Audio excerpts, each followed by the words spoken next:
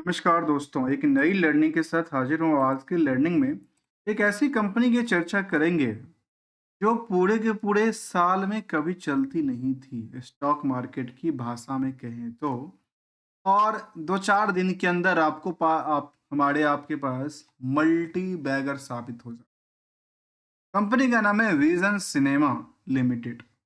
ये कंपनी कहती है कि मल्टीप्लेक्स डेवलपमेंट का काम, मल्टीप्लेक्स डिजाइन एंड स्ट्रेटजी का काम, साथ में कहते हैं कि मल्टीप्लेक्स मार्केटिंग सर्विसेज का काम काज देखती है। और इसके अलावा बात करें तो कंपनी में कुछ और बातें तो शामिल नहीं है। 3 तरह की इनके पास एक्टिविटीज हैं। उस एक्टिविटी से कंपनी अपनी कामकाज करती है।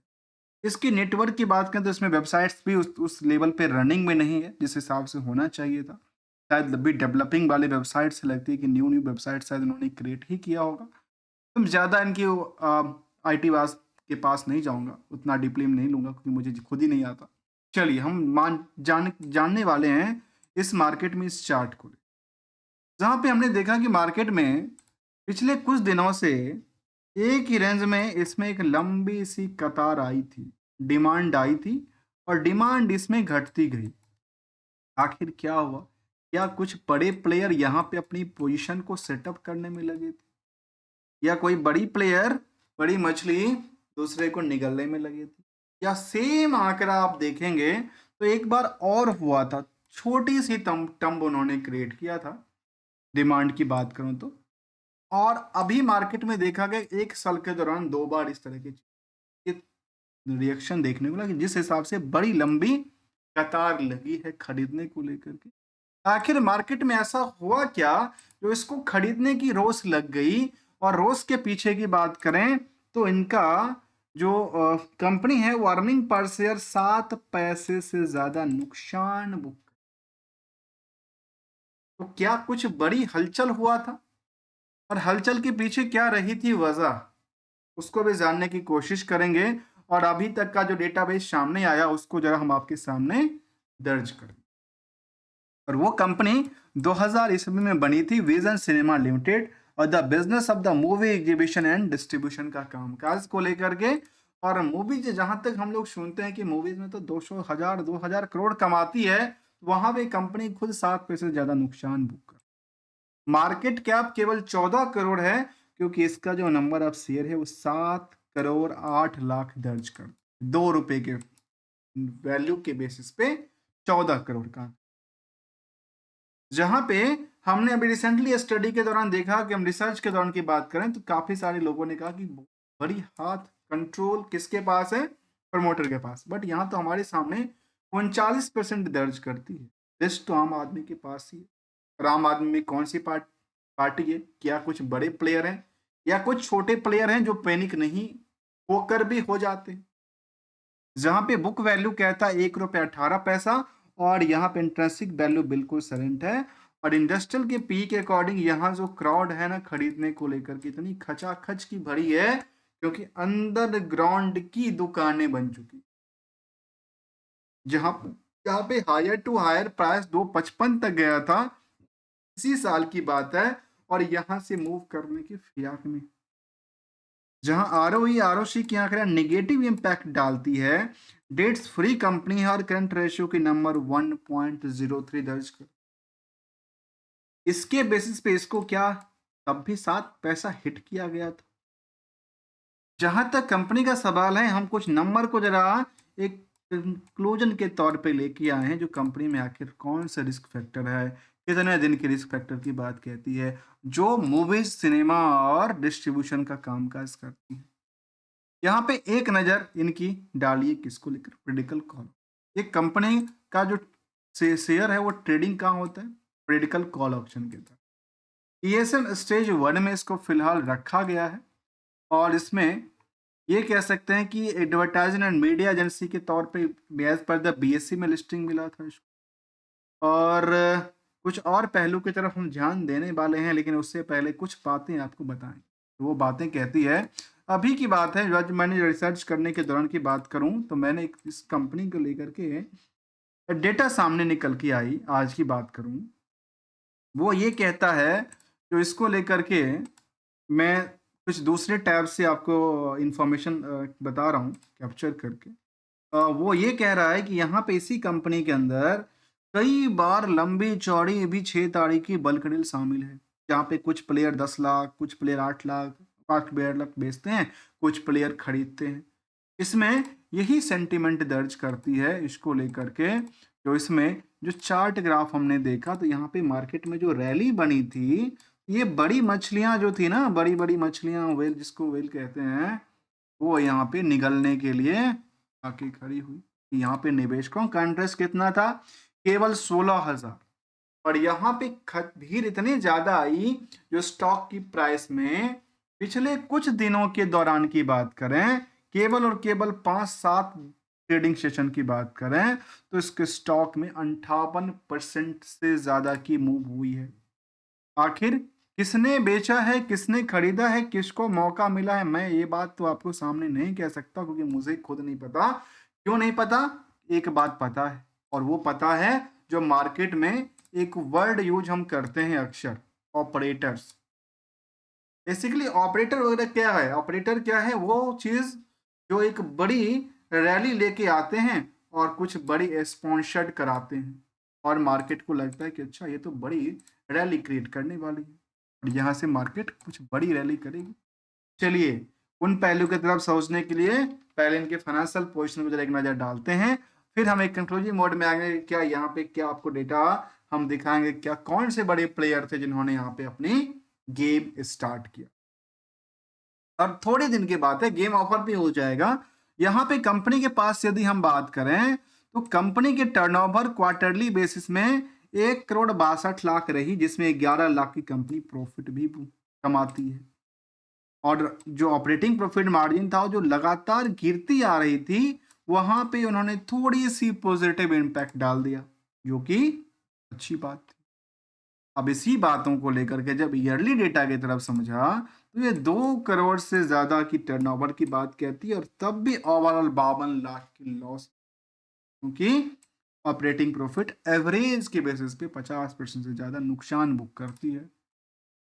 अब आइए अगले कड़ी की तरफ, जब हमने इसको लेकर के क्या जानने की कोशिश किया, स्टैंडअलोन डेटाबेस पे जानने की कोशिश किया, तो जून के कंपैरिजन यहाँ पे सेल्स बढ़ोतरी, नेट प्रॉफिट की बढ़ोतरी, ऑपरेटिंग प्रॉफिट मार्जिन की बढ़ोतरी और नेट प्रॉफिट मार्जिन की लगातार बढ़ोतरी देखने को मिला। यहाँ पे सेंटिमेंट कहता है कि यहाँ पे company loss making to profit making convert हो जाती है। अब इसके बाद की बात करें, तो हमने नेट इनकम मार्जिन लिया कि 17% से ज्यादा इस कंपनी अपनी कमाने के बजाय नुकसान बुक कर रही है। नुकसान की मेन वजह कहाँ पे है? ऑपरेटिंग से। अब आते हैं अगली कड़ी की तरफ, और वो ये कड़ी कहता है जो कंपनी का, जो अब आप रिस्क एनालाइज को देखेंगे, तो रिस्क तो गजब का है। मुझे खुद समझ नहीं आया कि ये नंबर ऑफ डे कह रहा है कि नंबर ऑफ ईयर कह रहा है। अब यहाँ पे देखिए, ये कहती है, मैं नहीं कह रहा हूँ, ये डेटाबेस कहती है कि यहाँ पे जो पिछले साल तक रिकॉर्ड थे, उसमें 9,000 दिन तक पैसा कोई ना दे। अर्थात मूवी बनी, रिलीज हुई, एग्जीबिशन हुआ, और पैसे तो शायद लगता है भूल गया, जो टिकट लिया वो पैसा दिया नहीं, ऐसा ही बात कहती है। और यहाँ पे ये आकर के कितने दिन के लिए टर्न हो जाती है? 5 महीने की रिस्क दर्ज कर। यहाँ पे हमने क्या दिखा? यहाँ से इंप्रूवमेंट कर, और यहाँ पे इंप्रूवमेंट की बात जैसे किया, तो यहाँ पे रिस्क एनालाइज हम सामने समझने की कोशिश करेंगे। कंपनी के पास जो है वो क्या है? ना कोई बोरोइंग्स था, लेकिन अदर लायबिलिटी आज भी 10 करोड़ से ज्यादा की पड़ी हुई। रेस्ट बात क्या निकल के आती है? 18 करोड़ से ज्यादा इनके पास सितंबर तक की डेटाबेस में कहती है। और यहाँ पे ये कंपनी ने कर्ज दिया हुआ, और ये बात समझ में नहीं आया। समझ में क्यों नहीं आया? कंपनी के पास कोई सब्सिडरी कंपनी है, कंपनी को कोई फॉर्म है, शायद उनको उन्होंने 18 करोड़ रुपया, 15 करोड़ रुपया दिया, वो पैसा क्या हुआ क्या ना हुआ पता नहीं। क्यों? कि ऐसा डेटाबेस तो है नहीं। अब नहीं है तो कंपनी ने केवल केवल दिखा दिया, हमने 15 करोड़ का दे दिया, अपनी बैलेंस शीट को स्ट्रांग बना दिया। अब आते हैं अगले कड़ी, और पैसे आए कहाँ से? तो पैसे भी इनके पास आए, न्यू पैसे आए, जहां पे उन्होंने अदर लायबिलिटी क्रिएट किया 7 करोड़ का, और 15 करोड़ का उन्होंने उठा के कर्ज दे दिया। अब ये तो कर्ज का सिचुएशन है, या उनको कुछ रिसीवेबल्स होने वाले हैं आने से वाले समय में, रिसीवेबल्स को लेकर जिन्होंने जो लोन एंड एडवांस के अंदर कन्वर्ट कर देते हैं। वो इंट्री की बात करता हूँ। अब आते हैं अगले कड़ी की तरफ, और वो ये कड़ी ये कहता है, जो कंपनी अपनी पिछले रिकॉर्ड बेस पे जो सेल्स का आंकड़ा था उसमें इसी साल में बेटर किया। कब से? पहले से। प्रॉफिट उस साल से बेटर बिल्कुल नहीं किया। स्टॉक प्राइस जो है वो लगातार एक फ्लाइंग जोन में चलती नजर आई है। फ्लाइंग जोन में कब से? पिछले कुछ दिनों से। उस दिनों की बात करें तो निवेशकों का इंटरेस्ट में कुछ इंटरेस्ट क्या है, किसकी कंपनियां हैं? तो एसएस मीडिया एलएलपी की बात कहती है, और इनके पास होल्डिंग थी, और जिस बात का सब्र कर रहे थे उसको भी हम डेटा सामने लेंगे। और वो ये कहता है कि यहाँ पे जिन पार्टियों ने अपनी पोजीशन को बनाई उनको लेकर के आपको चर्चा। यहाँ पे कहती है बल्क डील कब तक का शामिल करता है? 5 दिसंबर तक। जहाँ पे कुछ बड़े प्लेयर देखने को मिला जो खरीदते हैं और बेचते हैं, इसमें सेंटिमेंट बना था। और दूसरी कड़ी की तरफ हम जाएंगे तो वो ये कहता है कि हम आपके सामने ये डेटा कैप्चर कर लेते हैं और आज की डेटा को यहाँ पे रख देते हैं, और वो ये सामने दिखता है कि इस कंपनी में पिछले कुछ दिनों से जो ट्रेडिंग सिस्टम चला उसमें देखिए क्या हुआ। मार्केट में सेंटिमेंट कौन बना? ये तो एक बड़े ऑपरेटर के तौर पे काम करती हैं, जिनका नाम आपने सुना होगा, देखा होगा, मल्टीप्लायर शेयर एंड स्टॉक। इनका काम है बल्क डील करना और फिर निकल जाना। सेम डे के कई बार उन्होंने लेते हैं और कई बार बेचते हैं, और यहाँ पे कुछ बड़े प्लेयर थे जिन्होंने अपनी पोजीशन को बेच के निकले। कितने पोजीशन? 3 लाख 4 लाख शेयर को एक ही बार में बेच दिया। तो आखिर किसी के पास तो गया। किसके पास गया? काम निवेशकों के पास गया। जब निवेशकों के पास गया तो ये जो यहाँ पे वॉल्यूम जो मार्केट सेंटीमेंट क्रिएट किया, उसमें एक तरफ बेचने वाले थे जिन्होंने हाई रेंज में बिकवाली का प्रेशर किया, और दूसरी तरफ आम निवेशक जिन्होंने लेने के लिए कोशिश किया। क्यों? तो उनको लगा तो आगे चल करके बेटर रिटर्न क्रिएट कर पाएगा। तो फंडामेंटली स्ट्रेटजी क्या कहती है इसको लेकर के? वो कहती है कि उसमें बहुत बड़ी हलचल भी नहीं था और बहुत बड़ी हलचल की बात भी थी। क्यों थी? क्योंकि इन्होंने कहा कि एक तो प्रमोटर की होल्डिंग नहीं के मुताबिक 38%। उन्होंने कहा कि डेट्स फ्री कंपनी, जो कि एक लुभावनी की बातें होती है, और इसको लेकर के एक ही बार में इतनी ज्यादा कैसे हो गए मुझे नहीं पता, क्योंकि ये 4535 दिन से सीधे कन्वर्ट होके 5 महीने में पैसे आने चालू हो गए।